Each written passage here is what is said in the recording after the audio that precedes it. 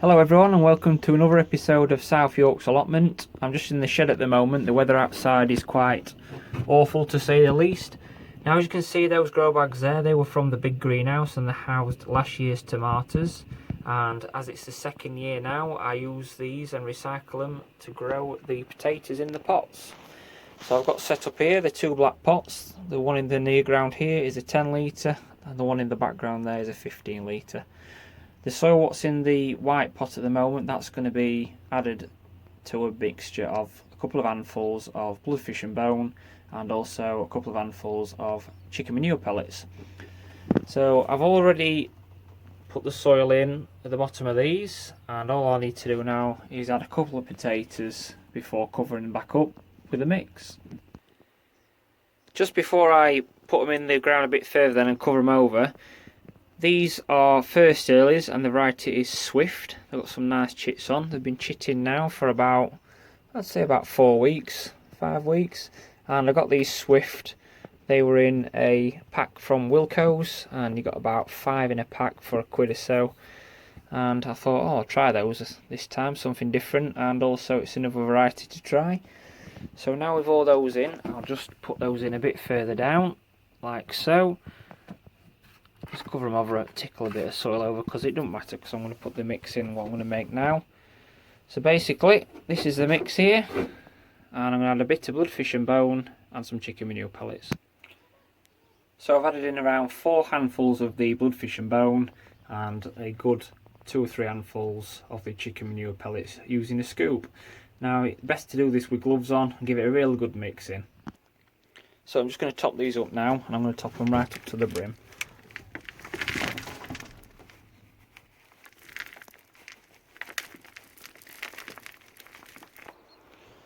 So pots are topped up right to the brim there, as you can see, and I'm just going to put them in the greenhouse, just to house in here. Make sure they get a bit of heat rather than out in the frost, and they'll stay in there till it gets warmer and they're ready for going out. Now the reason I top these up is basically to prevent any frost damage, and I can get all of them topped up all at once rather than have to keep applying compost probably every 3 to 4 weeks. So that's the new potatoes done. I'm just back up the pot at the moment, and I'm just in the process of putting the onions in. The reds have already just been planted there. I've already got 2 lots of shallots in my own strain and Golden Gourmet. They're hiding underneath, a bit of protection. These ones are Stuttgarter Giant. I managed to get 20 in these, probably 4x2 beds actually. So the ground's fairly soft, so should be able to just pop these in no problem. Just cover them up to around about where the neck is and just leave just a touch showing. You may have to replant some of these, well I may have to replant some of these, sorry, due to blackbirds thinking that they're worms or thrushes and they might pull them out. So just leave the little things just sticking up above the ground like that, and then give them a good watering in, and hopefully a bit of sunshine, bit of rain, they'll start putting on some growth in no time. I'm back down in the greenhouse at the moment, and this is the carrot bed. So this section's done. I've still got to do that section there. I'm struggling just to get a bit more compost now. I know a subscriber messaged me after the last video and asked if I were okay with compost. I was okay with it, but then literally the morning after, they decided to shut a couple of the suppliers I use. So I have got reassurances that another one I do use is getting a delivery tomorrow. This being 2nd of April, and they said they're going to save me a couple of bags. So once that happens, I'll get the rest of that box done.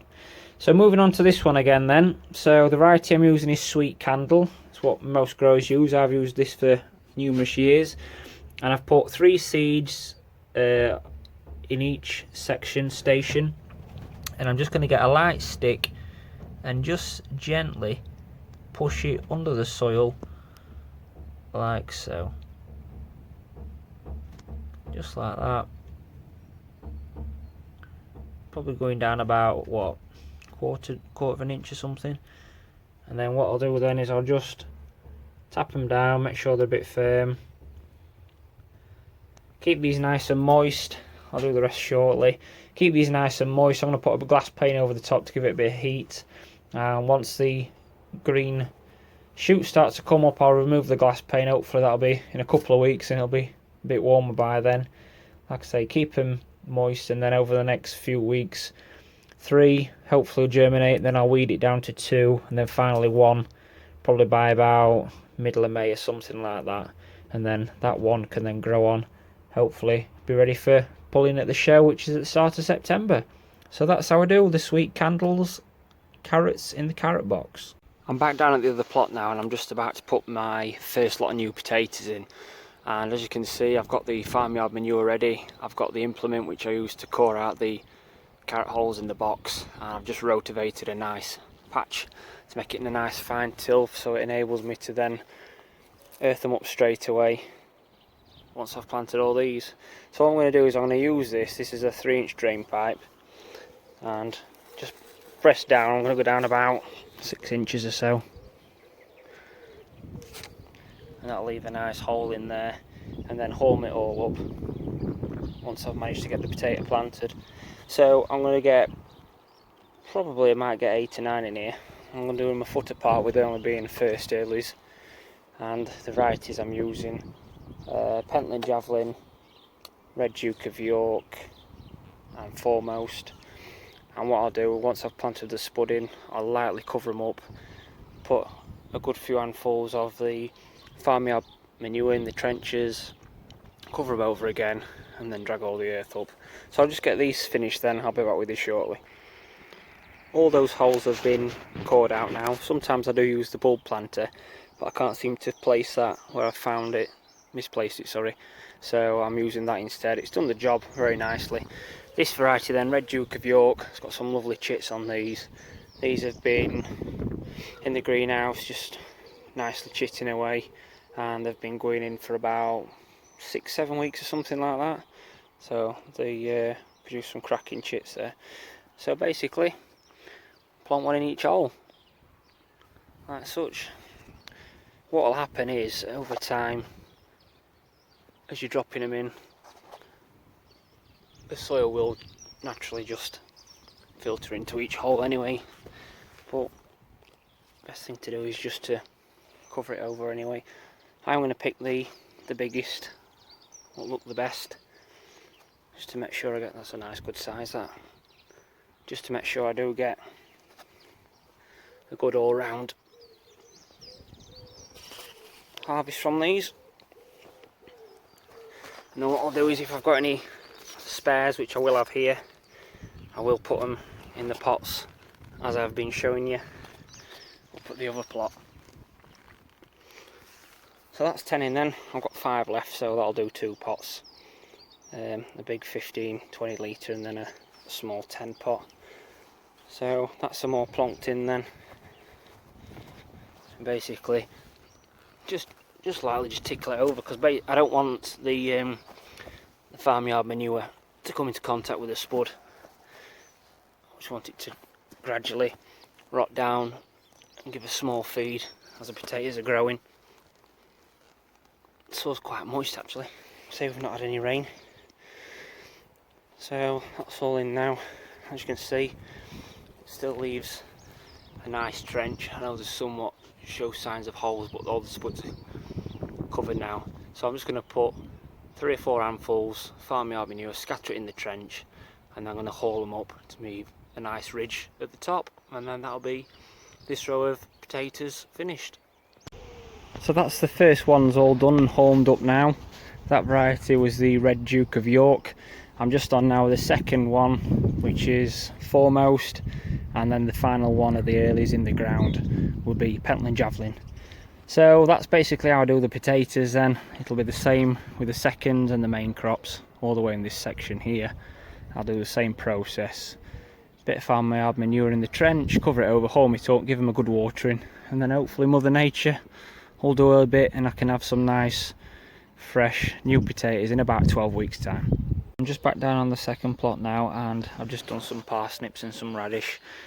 The radishes are basically a mix of all different colours, and the parsnips, all I've done is got a cane, made a little bit of a hole about 6 inches deep, filled it with a bit of compost from the old grow bags, and then just sowed 3 or 4 seeds in each station, and then I'll give it a good watering in, cover it over, and then finally another watering in. So this is the other plot I've got now. It's just 2 down from mine. I've got a bit of work to do, but I've already made a start anyway. Some nice raspberries here. And basically with the uncertainty and what's going off at the other one, I was offered this about 2 months ago, so I decided to take it on. A nice good project. Another plot holder said I must be daft, but then again that's just me. I like to get my teeth into things and have a good go. So there's a bit of a big fruit cage there that'll all be coming down, and some fruit in there. The shed, that's going to be coming down.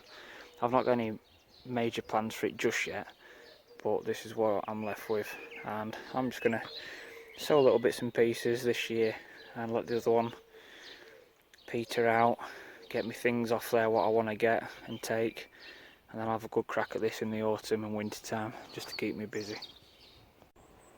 Right then, after a couple of knackering hours, this is what I'm left with. I've absolutely hammered these and got them all in. They're all homed up now. There's 12 in total.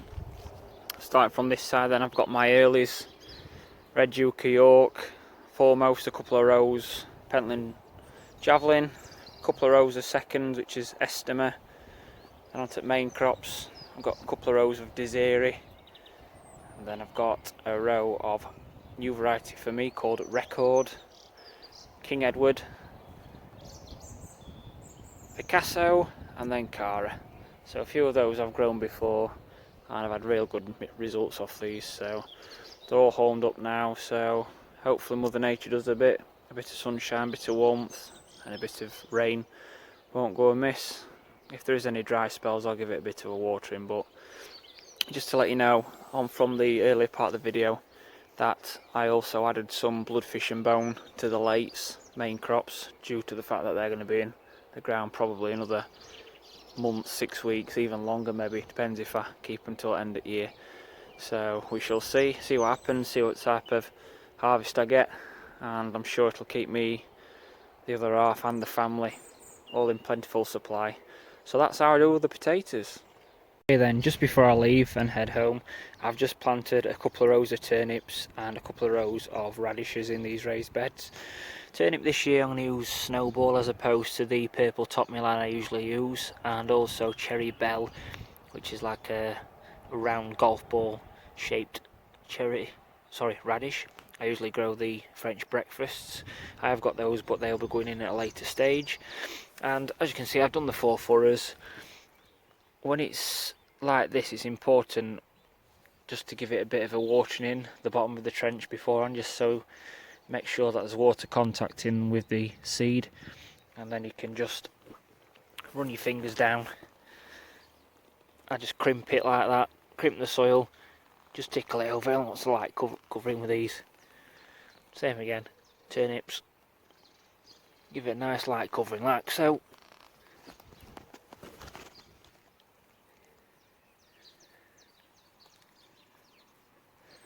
And again radish.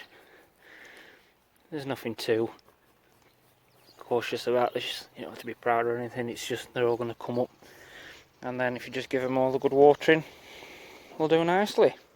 So that's it for down here. Thank you very much for watching. I hope you enjoyed the video. I've got plenty in again this week, so progress is being made, and I hope you're all keeping safe and you're all doing okay and you're managing to get out on your plots and do little bits and pieces.